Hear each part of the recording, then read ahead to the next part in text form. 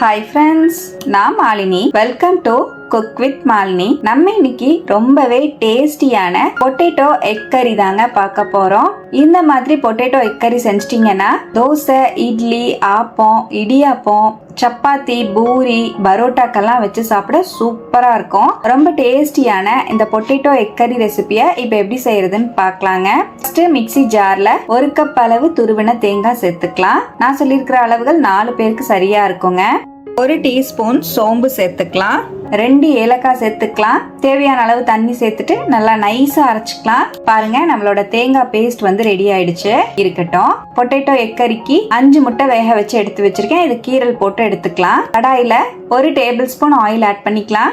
5-6 பூண்டை 2 நறுக்கி சேர்த்துக்கலாங்க.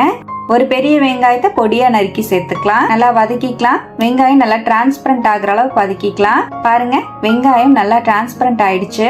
இதோட 3 மீடியம் சைஸ் தக்காளி பழத்தை பொடியா அரிஞ்சு சேர்த்துக்கலாம். 3 உருளைக்கிழங்க இந்த மாதிரி மீடியம் சைஸ்ல கட் பண்ணி சேர்த்துக்கலாம். 1 டீஸ்பூன் கல்லுப்பு ஆட் பண்ணிக்கலாங்க.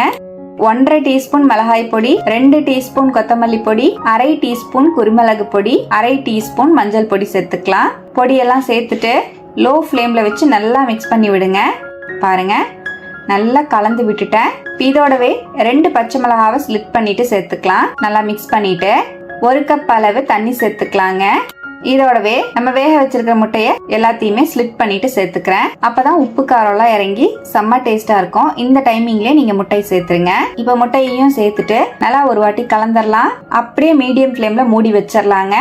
ஒரு 2 நிமிஷம் நல்லா மீடியம் ஃப்ளேம்லயே இருக்கட்டும். பாருங்க, ஒரு 2 நிமிஷம் நல்லா கொதிச்சிட்டு இருக்கு. நல்லா கலந்து விட்டுக்கலாம். உருளைக்கிழங்கெல்லாம் வெந்திருக்கான்னு செக் பண்ணிக்கலாங்க. உருளைக்கிழங்கெல்லாமே பாருங்க நல்லா சாஃப்டா வெந்திருக்கு. நல்லா கலந்து விட்டுட்டு இதோட நம்ம அரைச்சி வச்சிருக்கிற தேங்காய் பேஸ்ட் ஆட் பண்ணிக்கலாம். நல்லா மிக்ஸ் பண்ணிக்கலாம்.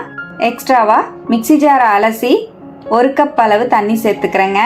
நல்லா மிக்ஸ் பண்ணிட்டு 1 டீஸ்பூன் உப்பு சேர்த்துக்கலாம். நம்ம ஆல்ரெடி உப்பு சேர்த்துருக்கோம். உப்பு செக் பண்ணிட்டு ஆட் பண்ணிக்கோங்க. நல்லா மிக்ஸ் பண்ணிக்கலாம். இப்போ நல்லா கலந்து விட்டு மூடி வச்சிடலாங்க.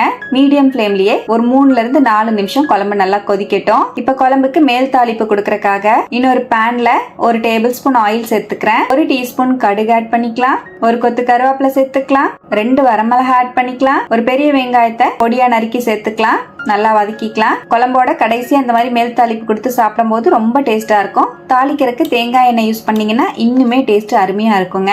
இப்ப பாருங்க, வெங்காயம் எல்லாமே நல்லா வதங்கிருச்சு. இந்த அளவுக்கு வதங்கினாலே போதும்.